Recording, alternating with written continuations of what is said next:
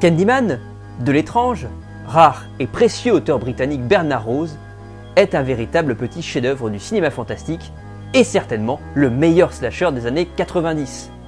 À la fois barbare et poétique, le film de Rose narre le destin tragique d'une étudiante, interprétée par l'excellente Virginia Madsen, préparant une thèse sur les légendes urbaines qui, au cours de ses recherches, va se retrouver confrontée à un véritable boogeyman, le Candyman, qui apparaît dès lors que l'on a prononcé 5 fois son nom devant un miroir. Sublimé par le score inoubliable de Philip Glass, Candyman est une œuvre iconoclaste, traumatisante, radicale et profondément viscérale, qui use avec génie de sa dimension avant tout puissamment métaphorique pour se faire l'écho désespéré d'une véritable apocalypse sociale. Le monstre se fait ici surtout signe manifeste des démons de l'Amérique, l'excroissance cauchemardesque de la colère des laissés pour compte. Un film brillant donc et nécessaire qui ne peut que vous encourager à découvrir la carrière riche de Bernard Rose, du psychédélique Mr. Nice au délétère sextape en passant par sa bestiale adaptation du Frankenstein de Mary Shelley.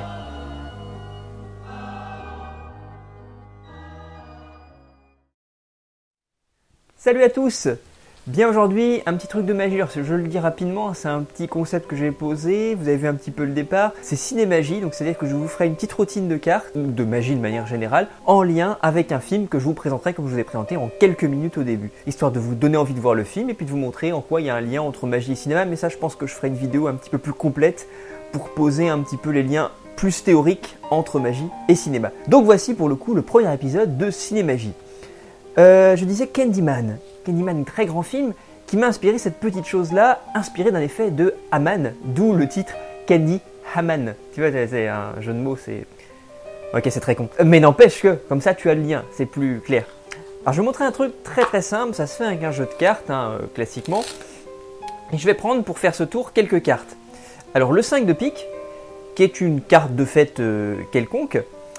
Et puis le roi de cœur, qui est une carte quelconque, mais différente du 5 de pique, parce que celle-ci est rouge et celle-ci est noire. Donc tu vois, tu as une différence déjà qui est posée entre les deux cartes.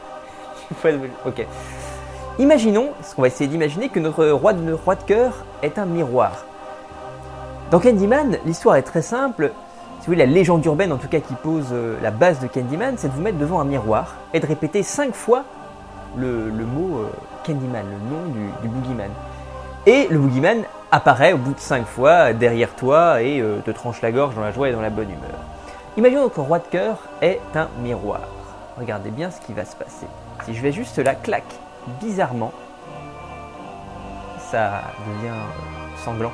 Tu vois, parce qu'il y a rouge, le sang. Tu vois, c'est marrant. Alors c'est d'autant plus marrant parce que là, ça te...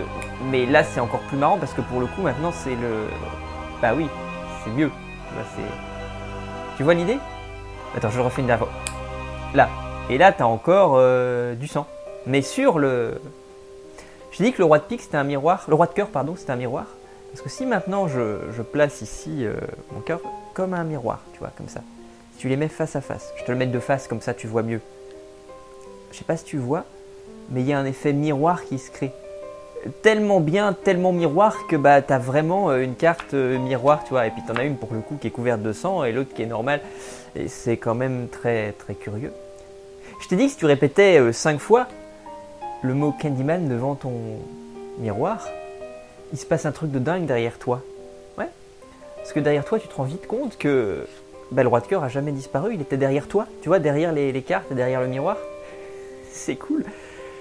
Mais ce serait que ça. Bah ce serait sympa, mais ça irait pas plus loin que ça. En réalité, ce qui est plus étonnant, c'est quand tu te rends compte que derrière ce roi de pique, en réalité, c'est pas vraiment le roi de pique qu'il y a, il porte un costume noir et couvert de taches de sang. Et là, ça devient beaucoup plus étonnant et beaucoup plus étrange. Et en même temps, c'est terrifiant. Ça, c'est pour le roi de cœur. Mais en réalité, je t'ai parlé d'un boogeyman, vraiment. Un vrai boogeyman. Si tu retournes, que tu snaps, et que tu te rends compte, en fait, en te retournant derrière toi, après avoir répété 5 fois son nom, qu'il n'y a pas vraiment le roi de cœur derrière toi, mais une créature fort étrange, qui a les allures de mort, couverte de sang et qui a une arme d'ailleurs qui se plante en pleine tête, sanglante, là tu commences à flipper. Et là c'est vraiment étrange. Et là ce qui est étonnant c'est que tu peux tout examiner, il n'y a pas de souci, tu peux examiner les cartes, le jeu, tout. Et je te souhaite une très bonne journée et peut-être une bonne nuit. Et surtout, après ça, mate Candyman de Bernard Rose, parce que c'est un véritable chef-d'œuvre. et ça permet de se faire ce petit truc fort sympathique. Allez, je vous souhaite une bonne journée à tous, et puis je vous dis au prochain épisode de Ciné Magique, et on verra sur quoi on en viendra. Bonne journée à tous et à plus tard.